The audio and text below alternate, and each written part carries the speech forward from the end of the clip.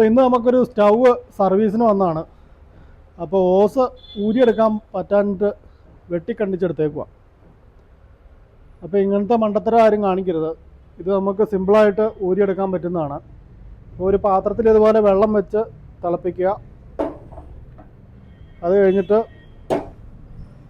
തിളച്ച വെള്ളം ഇങ്ങോട്ട് ഒഴിച്ചു കൊടുക്കുക.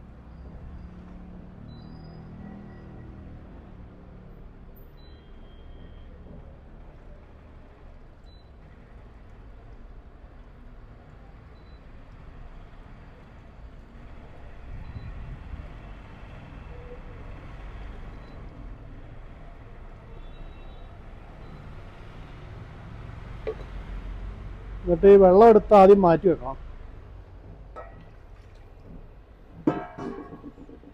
ഇതുപോലെ ഗ്ലൗസോ അല്ലെങ്കിൽ തുണി എന്തെങ്കിലും കൂട്ടിയിട്ട്